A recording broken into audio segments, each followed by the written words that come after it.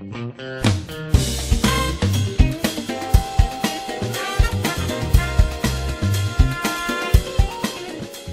this is my studio. This is small but cool, as it's affectionately known, and it's a Pro Tools based studio.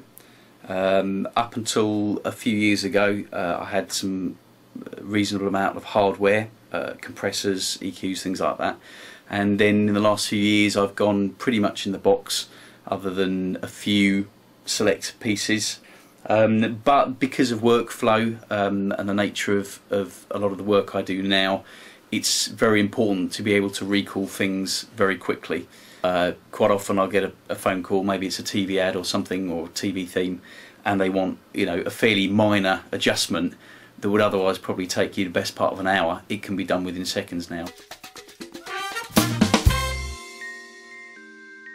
Well, I kind of do a bit of everything, which involves mixing, recording, producing, a lot of editing and stuff like that, a lot of comping.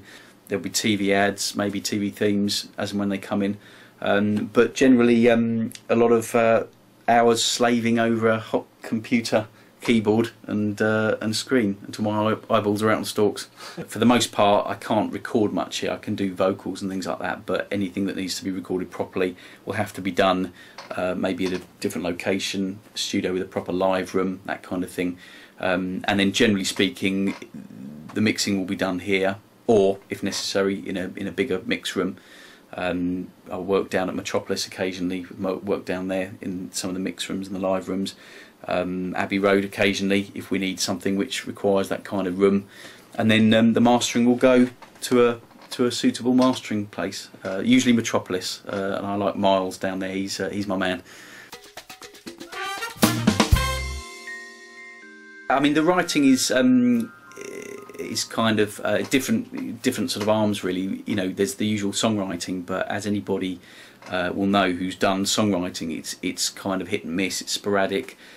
And then the writing on the commercial side, which is things like TV ads, TV themes, you know, more on the kind of the commercial front, and that mostly gets done here as well, unless I'm co-writing with somebody maybe at a different studio, etc.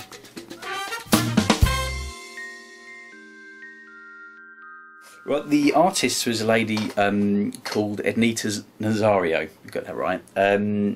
And I'd worked on a number of albums for the sort of Hispanic market, Mexico and Spain, with a producer called Graham Pleath, a very experienced and good producer.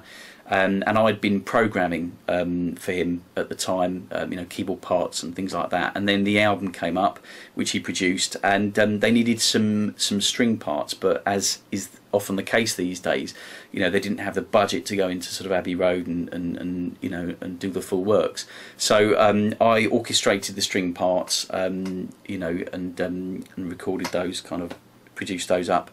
And it was good, and then the album was finished and it was fairly well received. I mean, she's an established artist, but like a lot of artists, she'd kind of had she'd had a big, you know, peak of success, and then there'd been a few albums which hadn't really maybe done as well.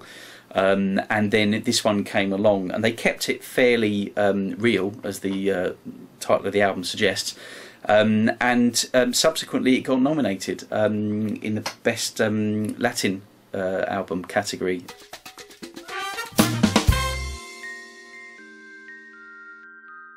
I have this unerring ability to kind of keep looking at monitors and listening to monitors, even though I have pairs and pairs of them.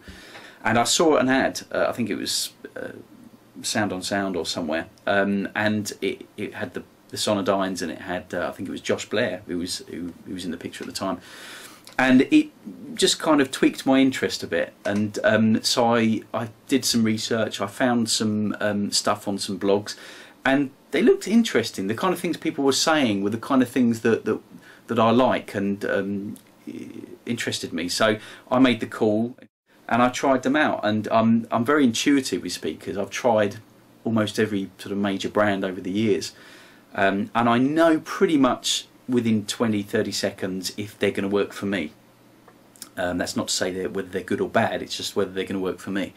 And I just got that feeling. I got that warm feeling inside. I started listening to kind of some of my favourite, you know, test tracks and things, and I just thought I can work with these. These don't sound they don't sound sort of alien to me. You get some speakers that you listen to, and I don't really know where I am with them. I can't gauge things like the you know, maybe the top end. It's very difficult for me to kind of get hold of. And then subsequently over the next few days, I tried them out.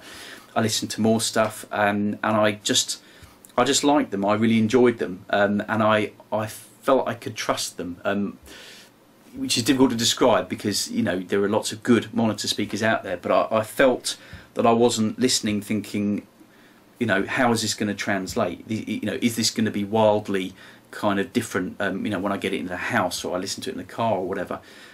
So I just checked, you know, I kept listening, and they kept working for me, and have done, you know, since I got them. You know, because in the past with the certain monitors that I've had, I've kind of struggled a little bit, but now hopefully it's only me to blame now. So if the mix is no good, I can no longer blame my monitors. It's down to me, I'm afraid.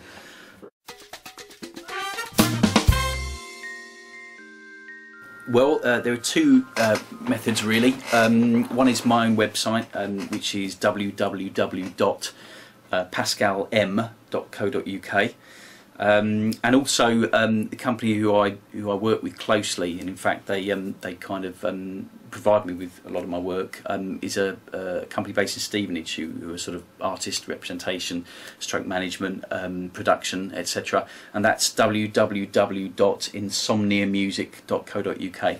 There's stuff on YouTube as well. I'm not quite sure what, but I've been told there's a few bits and pieces on YouTube. So there you go. Thanks for your time, Pascal. Thank you, Dave. Cheers.